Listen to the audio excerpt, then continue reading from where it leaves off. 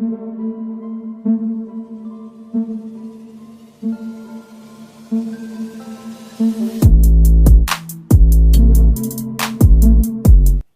दोस्तों, scary story official में आप सबका स्वागत है।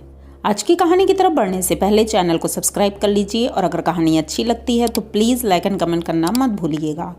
दोस्तों, आज की कहानी बहुत ही ज़्यादा डरावनी है, इसलिए मैं बहुत ज़्यादा एक्साइटेड हूँ ये सुनाने के लिए, क्योंकि जब मैंने ये सुनी थी कहानी तो मैं भी बहुत ज़्यादा डर गई थी और मैंने सोचा था कि क्या ऐसा भी कभी हो सकता है।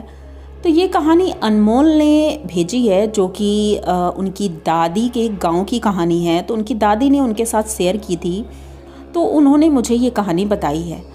तो कहानी है 1970 की, इतनी पुरानी कहानी है। उन्होंने बताया कि उनकी दादी के गांव में आज खुशी का माहौल था, क्योंकि एक घर में शादी थी और जो कि इनकी दादी की बेस्ट फ्रेंड थी, उसका नाम लक्ष्मी था। लक्ष्मी बहुत ही सुंदर थी। उसकी उम्र लगभग 16 साल थी और उस वक्त जल्दी ही शादी हो जाती थी। अब ये लोग इतने अमीर भी नहीं थे, मिडिल क्लास से कम ही थे, बस खेती से गुजारा होता था। तो शादी भी उसी तरह, लेकिन फिर भी बहुत अच्छे से वो लोग कर रहे थे। तो शादी में सब कुछ होता है, खूब एंजॉय करते हैं सब लोग। और दूसरे दिन सुबह ही लड़की की विदाई का समय आता है। सब लोग रो रहे थे, बहुत ज़्यादा दुखी थी, क्योंकि लड़की बहुत ही अच्छी थी, बहुत सीधी सरल और सिंपल लड़की थी, जिस तरह और भी लड़कियां होती हैं, लेकिन इसमें ऐसे कोई अवगुण नहीं थे। ये घर का सारा काम भी कर लेती थी, इतनी कम उम्र में बहुत ही समझदार भी थी, जितनी तारीफ़ करें उतनी कम थी। तो जब उसकी विदाई का समय आया तो उसके हाथ में सिंदूरदानी देते हैं और दे करके उसको विदा कर देते हैं, क्योंकि उस वक्त डोली में विदा होती थी दुल्हन। तो डोली में उसको बिठाला जाता है, हाथ में सिंदूरदानी थी जिससे सुहाग दिया गया था शादी में। तो वो ले करके वो बैठ जाती है डोली में और चल देते हैं। पीछे बैलगाड़ी थी, 4-5 बैलगाड़ी थी जिसमें बाराती थे। आगे आगे डोली चल रही थी और उसके पीछे पीछे बैलगाड़ी चल रही थी। डोली वाले भी जो कहार होते हैं बहुत स्पीड में चलते हैं और बहुत तेज़ी से वो जा रहे थे, क्योंकि उन्हें शाम से पहले पहले नदी के किनारे पहुंचना था और नदी क्रॉस करके ही लक्ष्मी की ससुराल थी। अब सब लोग बहुत रो रहे थे कि पता नहीं अब कब आना होगा, कैसे आना होगा, क्या कैसी रहेगी वो। तो यहाँ पर तो सब ऐसे ही दुखी थे, लेकिन शाम होते होते ये लोग नदी के किनारे तक पहुँचते हैं। अब लगभग 7 बज चुका था, अंधेरा होने लगा था। तो इन लोगों ने सोचा, नाव वालों को पहले ही बुक कर लिया था कि भाई हमें क्रॉस करना होगा बारात लेकर, लेकिन नाव वालों को आने में लेट हो गया। अब ये लोग इंतज़ार कर रहे थे। एक बैलगाड़ी अभी तक आई नहीं थी, जिसमें पंडित जी थे और कुछ इम्पोर्टेंट लोग थे जो घर के थे। तो वो कुछ मंदिर की पूजा वूजा के लिए रुके हुए थे, क्योंकि वहाँ पर एक बहुत बड़ा मंदिर था, तो वहाँ पर वो लोग जाने वाले थे।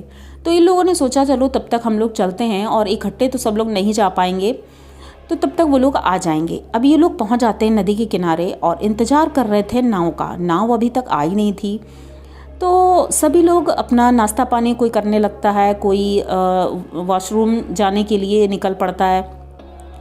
थोड़ी देर के लिए जो दूल्हा था वो डोली के आसपास ही था, तो उसने देखना चाहा कि आखिर मेरी दुल्हन कैसी है, क्योंकि उस वक्त दुल्हन को शादी से पहले देखना नहीं पड़ता था, मतलब पहले कोई दिखाई खाई नहीं होती थी। तो उसने देखा नहीं था अपनी दुल्हन को, तो उसने सोचा कि मैं देखूँ तो सही है कैसी क्या है। तो वो देखने की कोशिश कर रहा था, लेकिन वो लंबा सा घूंघट डालकर अंदर बैठी थी। थोड़ी देर बाद वो बाहर निकलती है और कहती है कि मुझे बाथरूम जाना है। तो वो कहता है ठीक है, इधर थोड़ा किनारे चली जाओ, क्योंकि उधर कोई नहीं है और वैसे भी इसमें सन्नाटा है, तुम चली जाओ, मैं यहीं पर खड़ा हूँ। तो वो चली जाती है। अब ये खड़ा रहता है, वहीं से थोड़ी दूरी पर ये खड़ा हो जाता है। वो जाती है वहाँ झाड़ियों के पास। अब उसे आने में बड़ा टाइम लग रहा था, तो ये इधर उधर देखता है, फिर सोचता है कि आखिर वो कहाँ रह गई।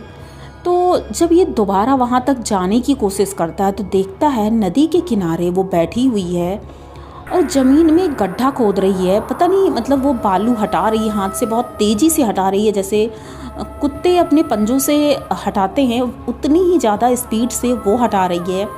उसके बाल खुले हुए हैं और घूंघट नहीं है और लहंगा पूरा फैला गंदा हो रहा है। वो वैसी ही ज़मीन में बैठी हुई खोदे जा रही है।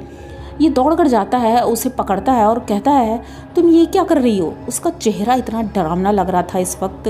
उसका काजल फैल चुका था, सिंदूर इधर उधर था, बेंदी किधर जा रही है, बाल खुले हैं, मतलब बहुत ही भयानक चेहरा लग रहा था।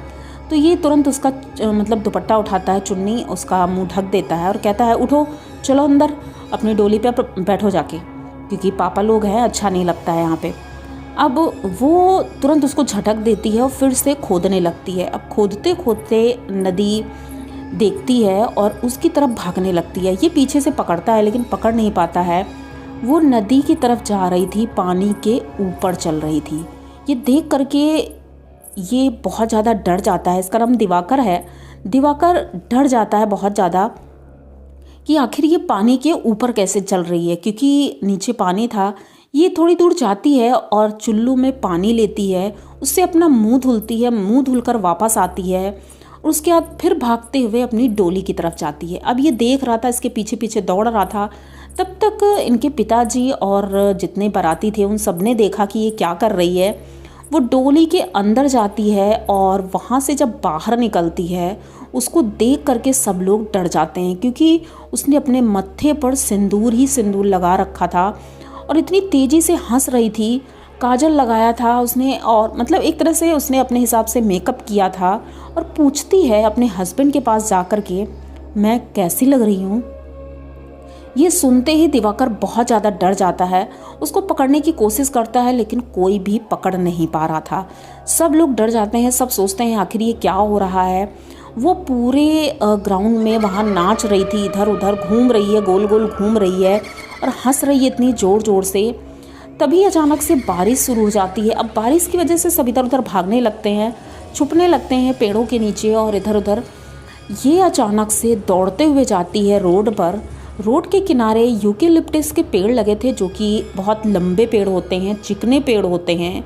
उस पेड़ पर ये इतनी स्पीड से चढ़ती है जैसे कोई बंदर चढ़ रहा हो। ये देख करके सब लोग समझ जाते हैं ये नॉर्मल नहीं है और अब तो इनके घर भी नहीं जा सकते हैं क्योंकि इनका घर भी दूर है।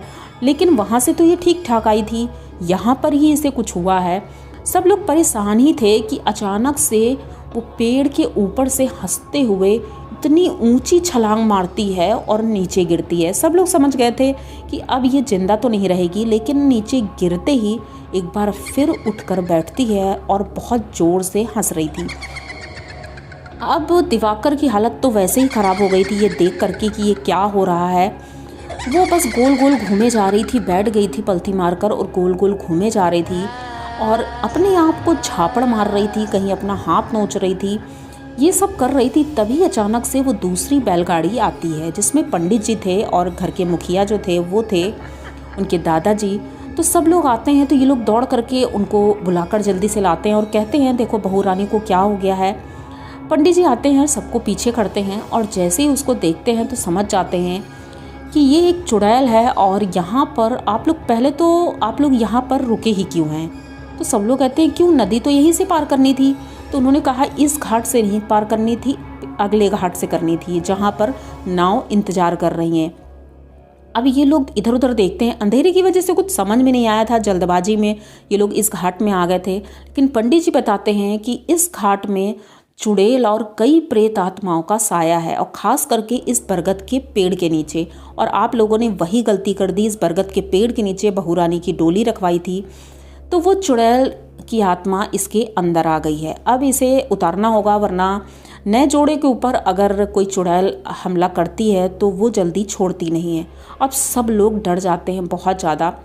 पंडित जी वहीं पर आगे दूसरे वाले घाट पर चौकी लगाते हैं और सभी लोग बहू रानी को लेकर जाते हैं। वहाँ पर 8 लोग लगे थे जो उसे पकड़ पा रहे थे, वरना कोई उसे पकड़कर ले नहीं जा पा रहा था। तो उसे लेकर जाते हैं, वहाँ चौकी पे बिठालते हैं। अब वो पंडित जी बहुत जानकार थे इन सब विषयों में भी, तो उन्होंने पूजा की। लगभग 1 घंटे तक पूजा चली थी, हवन किया था। उसके बाद जाकर के वो थोड़ी सी नॉर्मल हुई थी।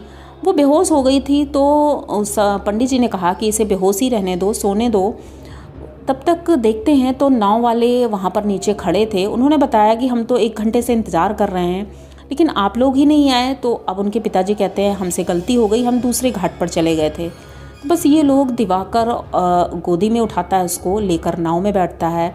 सभी लोग नदी क्रॉस करके घर पहुंचते हैं और लगभग 10 दिन बाद वो एकदम नॉर्मल हो पाई थी, क्योंकि जब शरीर के अंदर कोई आत्मा आती है तो शरीर ऑलरेडी कमज़ोर हो जाता है। तो वो बहुत कमज़ोर हो गई थी, लेकिन 10 दिन बाद वो ठीक हो गई थी। जब उसके मायके वाले आए तो उनसे बताया गया, तो वो लोग विश्वास कर ही नहीं रहे थे, पर ये लक्ष्मी के साथ हुआ था। ये बात सुनते ही उनके घर वाले भी बहुत परेशान हो गए थे, लेकिन फ़िलहाल लक्ष्मी ठीक थी। और जब वो अपने मायके आई तो उसने बताया कि मुझे तो कुछ याद ही नहीं था, लेकिन मेरे पति ने मुझे बताया कि मेरे साथ मैंने क्या क्या किया था वहाँ पर, मुझसे बहुत बड़ी गलती हो गई। तो सबने कहा तुम्हारी कोई गलती नहीं थी, वो तो होनी थी जो हो गई है। लेकिन ऐसा कभी नहीं करना चाहिए कि किसी सुनसान जगह पर या जिस जगह पर ऐसी प्रेत बाधा होती है वहाँ नहीं जाना चाहिए। तो आप लोगों को लक्ष्मी की ये कहानी कैसी लगी? अगर अच्छी लगी हो तो प्लीज़ चैनल को सब्सक्राइब करिए, लाइक कमेंट करिए, शेयर करिए और बने रहिए हमारे साथ। मिलते हैं फिर किसी नई कहानी में, तब तक के लिए डरते रहिए।